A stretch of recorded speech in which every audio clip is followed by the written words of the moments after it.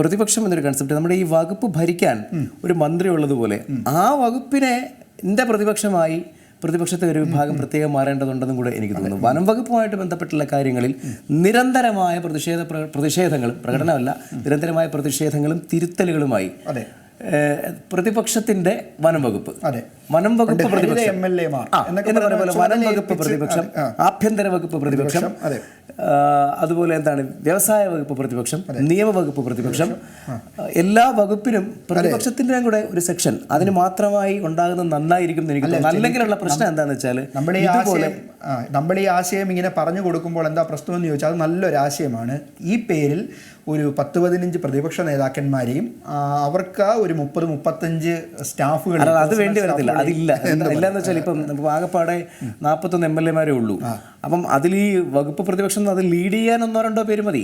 ബാക്കി ഞാൻ പറഞ്ഞത് പുറത്താണല്ലോ പ്രതിഷേധങ്ങൾ നടക്കുന്നത്, നിയമസഭയ്ക്ക് അകത്തല്ലല്ലോ, പുറത്താണ്. മന്ത്രിമാരെ ഇടപെടുന്നത് പോലെ അല്ലല്ലോ ഇത്.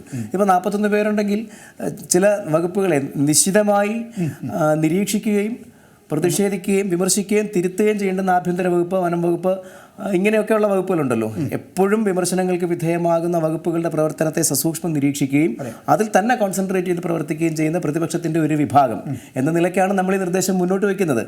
അത് ക്രിയാത്മകമായി കാണാൻ സാധിച്ചാൽ നന്നായിരിക്കുമെന്ന് തോന്നുന്നു. കാര്യം ഇതിപ്പോൾ പലപ്പോഴും ഇങ്ങനെയുള്ള പ്രശ്നങ്ങൾ ഉണ്ടാകുമ്പോൾ ഈ പറഞ്ഞ പോലെ വയനാട്ടിൽ വന്യജീവി ആക്രമണം നേരിടുന്നു, കടുവ ഇറങ്ങുന്നു, പുലി ഇറങ്ങുന്നു, ഇങ്ങനെയൊക്കെയുള്ള വിഷയങ്ങൾ നടക്കുന്ന സമയത്ത് മനുഷ്യൻ മരിക്കുന്നു, വിള നശിക്കുന്നു. ഈ സമയത്ത് മാത്രമാണ് പ്രതിപക്ഷവും ആക്ട് ചെയ്യുന്നത്. അങ്ങനെ ഒരു പ്രശ്നമുണ്ട് എന്നുള്ളതുകൊണ്ടാണ് ഞാനിത് പറയുന്നത്. നമുക്ക് സ്ഥിരമായ ഒരു വനം വകുപ്പ് ഉള്ളതുപോലെ തിരുത്തലിനും ക്രിയാത്മകമായ തിരുത്തലുകൾ നിർദ്ദേശിക്കുന്നതിനും സ്ഥിരമായ വനം വകുപ്പ് ഇതാണ് പ്രതിപക്ഷം ഉണ്ടായിരിക്കട്ടെ എന്നുകൂടെ ആശിക്കുകയാണ്. ഇത് പറയുമ്പോൾ ഒരു മണ്ടൻ സിദ്ധാന്തമായി തോന്നിയേക്കാം, പക്ഷേ ഇത് പ്രായോഗികമാണ്.